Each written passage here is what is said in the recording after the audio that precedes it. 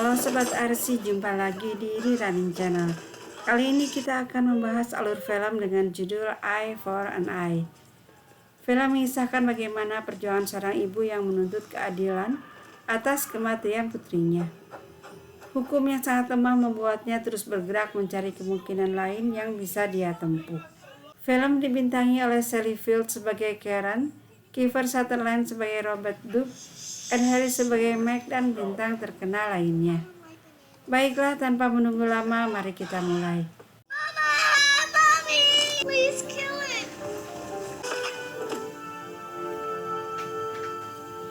Film dibuka dengan memperlihatkan seorang anak menjerit ketakutan karena ada serangga yang coba hinggap di mukanya. Paginya nampak mereka tengah bersiap. Si kecil pamer baju princess sementara kakaknya tengah belajar bahasa asing. Pagi itu Karen nampak sangat terburu-buru. Dia datang telat sementara Dolly temannya sudah menunggu. Setelah semuanya pergi, Julie mulai mendekor rumah untuk perayaan ulang tahun adiknya. Si ibu yang tidak mau ketinggalan membeli beberapa balon warna-warni agar terlihat lebih seru. Saat pulang, Karen terjebak macet. Hal ini dia kabarkan pada putrinya.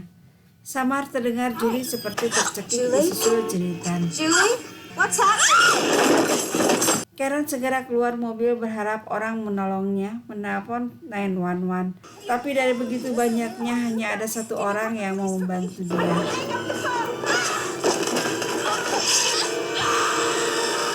Sampai di rumah didapatinya banyak polisi juga tetangga berkumpul. Dia tidak diizinkan masuk. Nampak Karen sangat terpukul. Pulang dari kantor polisi, mereka menjemput Megan, putri bungsunya.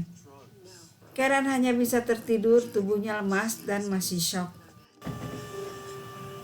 Mommy, Ma, Untungnya Meg siap menggantikan menjaga Megan. why did we? Where's Julie? Does Julie sleep here too? Hari itu keluarga teman datang untuk mengucapkan belasungkawa. Bibi Flo terjatuh, anak-anak tertawa, dan Karen pun ikut tertawa sambil menangis membuat para tamu terheran-heran.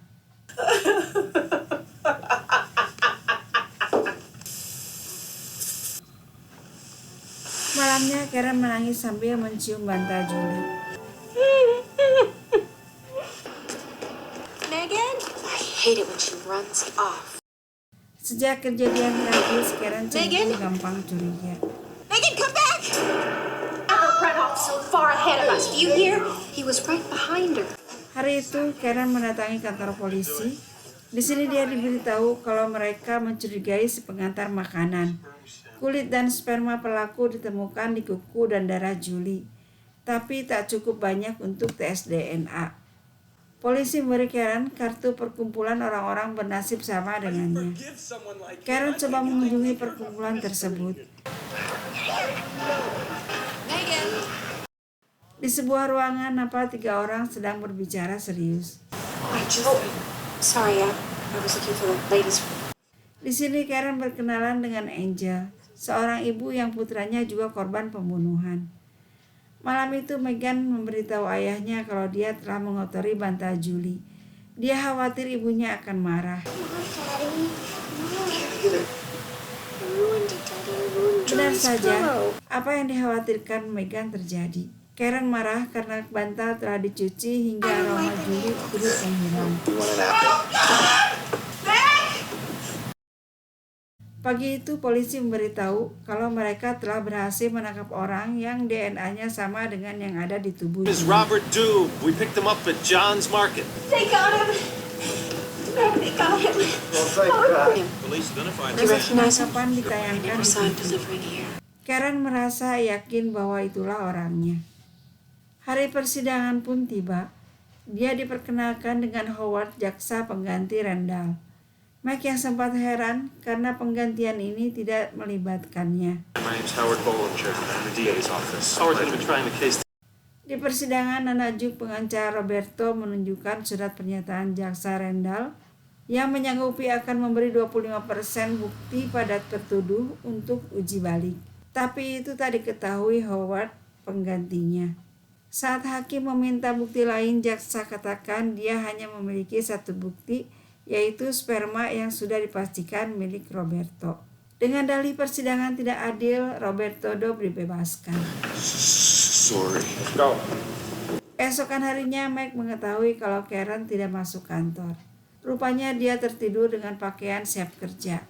Meg mengingatkan Karen mereka pasti bisa melalui semua ini. Dia juga meminta istrinya keluar rumah. Karen setuju, dia keluar tapi bukan untuk kerja atau healing. Dia pergi mencari paket tuntutan dari kasusnya. Date versus Robert Dobb. Didapatinya selembar kertas berisi biodata Robert Dobb dengan alamat yang dirahasiakan dengan cara ditip X, yang dengan mudah Karen bisa menghilangkannya. Dari dokumen tersebut, dia coba menelusuri kediaman Robert Dobb.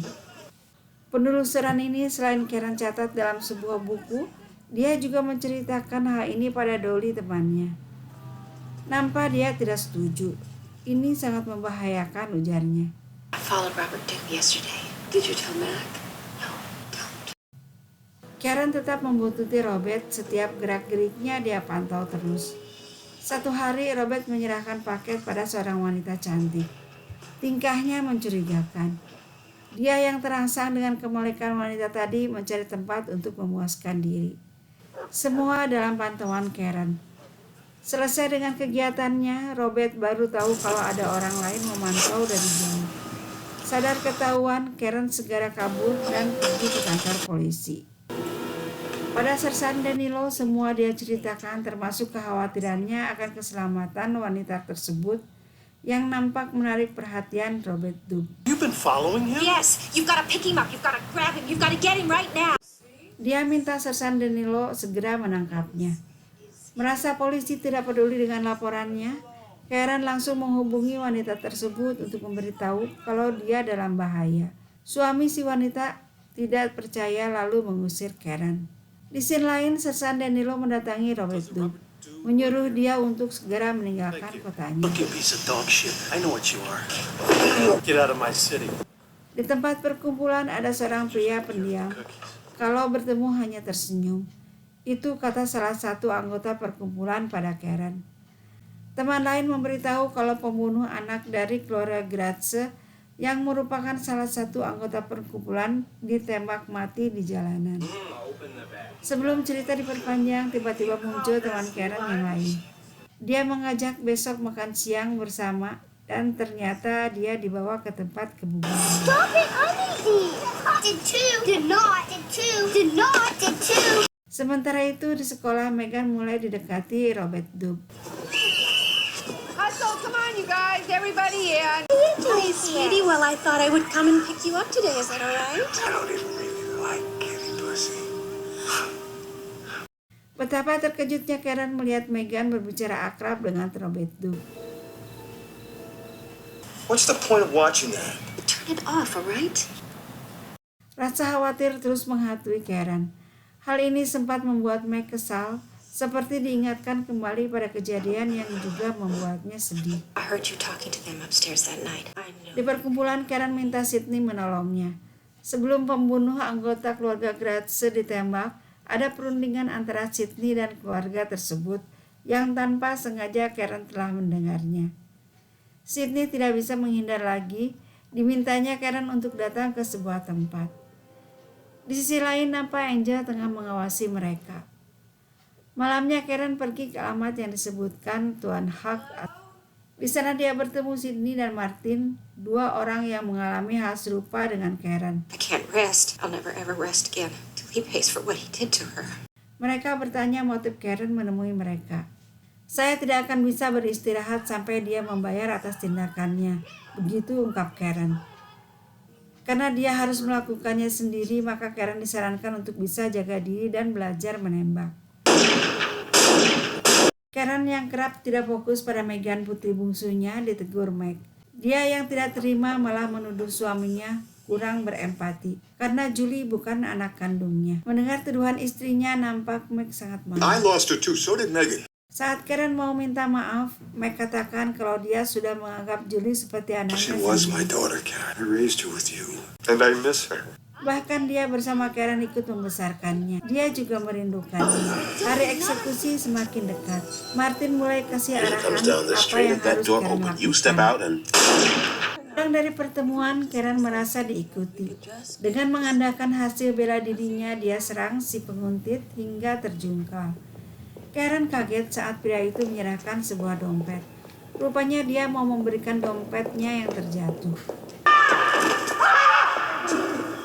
here. Megan mimpi buruk lagi, dia berteriak. Karen segera datang untuk menenangkannya.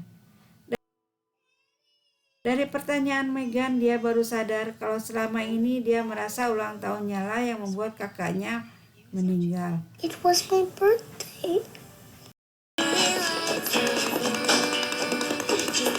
Di bengkel, Martin mulai meragukan Karen, tapi Sydney menenangkannya. Diam-diam polisi menyadap telepon Martin, tapi pembicaraan yang tertangkap seperti transaksi biasa. Di sebuah restoran, Sydney menyerahkan sepucuk pistol pada Karen. Dia hanya memfasilitasi, eksekutornya orang yang punya urusan. Hal ini terjadi karena sulitnya menangkap pelaku meski kejahatannya sudah jelas. Di tempat perkumpulan, Angel seperti mengetahui apa yang sedang Karen rencanakan. Dia coba memperingatkan sahabatnya. Don't do it, Karen. What? It's not gonna bring her back. I don't know what you're talking about. Sampai di rumah, Meg sudah Sitting menunggunya. here, waiting for you. Dia perlihatkan kartu anggota menembak milik Karen. Dia merasa dibohongi karena istrinya terkesan menutupi hal ini. Kondisi yang semakin tidak baik membuat Meg mengusulkan liburan keluarga keluar daerah. Suatu hari, Karen mendatangi rumah Angel. Dia terkejut melihat Sam masih hidup Sean, is your name Sean? karena cerita Angel putranya telah dihabisi orang. Si teman akhirnya berterus terang kalau dia seorang agen I work FBI. undercover. I'm with the FBI. Angel mengingatkan Karen kalau membunuh melanggar hukum kecuali untuk bela diri. Pulang dari rumah Angel, Karen mulai ragu dengan keputusannya. It's me. I'm out. Okay? Scene berpindah ke Robert yang tengah mengirimkan barang ke wanita yang pernah Karen peringatkan. Benar saja, apa yang terjadi dengan Julie kini terjadi pula dengan wanita tersebut. Dia disiksa juga dilecehkan sebelum dihabisi. Di kantor, Karen mendapat telepon dari Sersan Danilo. Dia ingin Karen datang. Sersan memberitahu kalau kasus yang sama dengan Julie terjadi lagi dan melibatkan orang yang sama. Polisi gagal membuktikan kejahatannya. Dia hanya mampu menahan Robert 48 jam saja. Mendengar itu, Karen murka. You can't punish him and you can't protect anyone else. You're completely useless. Dari kantor polisi, Karen langsung mendatangi kantornya. Diambilnya beberapa kotak dokumen lalu pulang. Keesokan harinya, Karen mendapatkan telepon dari Dolly yang kebingungan karena ada beberapa dokumen hilang. Well, look again, Dolly. You know I'm going away. Oleh karenanya, Karen minta Meg jalan dulu. Dia akan segera menyusul. Okay. Ternyata Karen tidak ke kantor. Diam-diam Karen masuk ke apartemen Robert. Dia mengaku dari Departemen Air dan Listrik. Mendapat perintah dari bos untuk menyampaikan pesan agar penjaga mematikan listrik sampai besok pagi. Setelah mendapat kunci, dia pun segera masuk. Dicarinya sesuatu yang bisa dijadikan barang bukti tapi tidak berhasil. Sementara Robert dalam perjalanan menuju apartemennya. Sampai di rumah, dia kaget sekaligus marah melihat kondisi yang sangat berantakan. Di sana Robert dapatkan topi yang dia tahu siapa pemakainya. Tidak menunggu lama, dia pun segera meluncur rumah Karen. Di tempat lain, Meg dan Megan nampak sangat menikmati perjalanan mereka. Cow.